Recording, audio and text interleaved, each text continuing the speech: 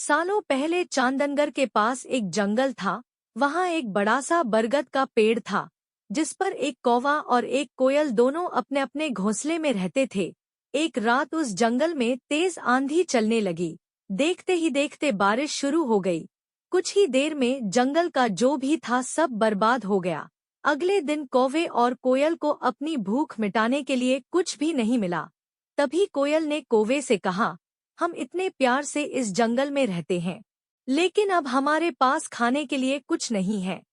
तो क्यों ना जब मैं अंडा दूं, तो तुम उसे खाकर अपनी भूख मिटाना, और जब तुम अंडा दोगे तो उसे खाकर मैं अपनी भूख मिटा लूंगी। कौवे ने कोयल की बात पर सहमति जताई। संयोग से सबसे पहले कौवे ने अंडा दिया और कोयल ने उसे खाकर अपनी भूख मिटा ली। फिर कोयल ने अंडा दिया। कौवा जैसे ही कोयल का अंडा खाने लगा तो कोयल ने उसे रोक दिया। कोयल ने कहा, तुम्हारी चोंच साफ नहीं है, तुम इसे धोकर आओ, फिर अंडा खाना। भागकर कौवा नदी के किनारे गया।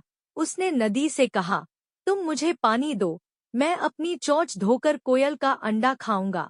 नदी बोली, ठीक है, पानी के लिए तुम एक बर्तन लेकर आओ। अब कौवा जल्दी से कुम्हार के पास पहुंचा। उसने कुम्हार से कहा, मुझे घड़ा दे दो, उसमें मैं पानी भरकर अपनी चोंच धोऊंगा और फिर कोयल का अंडा खाऊंगा। कुम्हार ने कहा, तुम मुझे मिट्टी लाकर दो, मैं तुम्हें बर्तन बनाकर दे देता हूँ। यह सुनते ही कौवा धरती माँ से मिट्टी मांगने लगा। वो बोला, माँ मुझे मिट्टी दे दो, उससे मैं बर्तन बनवाऊंगा और उस बर्तन में पानी भरकर अपनी चोंच साफ करूंगा, फिर अपनी भूख मिटाने के लिए कोयल का अंडा खाऊंगा। धरती माँ बोली, मैं मिट्टी दे दूंगी, लेकिन तुम्हें खुरपी लानी होगी, उसी से खोदकर मिट्टी निकलेगी। दौड़ते हुए कौवा लोहार के पास पहुंचा। उसने लोहार से कहा, मुझे खुरपी दे दो, उससे मैं मिट्टी निकालकर कुम्हार को दूंगा और बर्तन लूंगा, फिर बर्तन में पानी भरूंगा और उस पानी से अपनी चोंच धोकर कोयल का अंडा खाऊंगा। लोहार ने गर्म गर्म खुरपी कौवे को दे दी। जैसे ही कौवे ने उसे पकड़ा, उसकी चोंच जल गई और कौवा तड़पते हुए मर गया।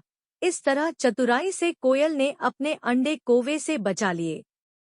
इस कहानी से हमें सीख मिलती है कि कौवे और कोयल की कहानी यह सीख देती है कि दूसरों पर आंख बंद करके भरोसा नहीं करना चाहिए, इससे नुकसान खुद का ही होता है। अगर कहानी अच्छी लगी हो तो वीडियो को लाइक, शेयर और सब्सक्राइब करना ना भूले।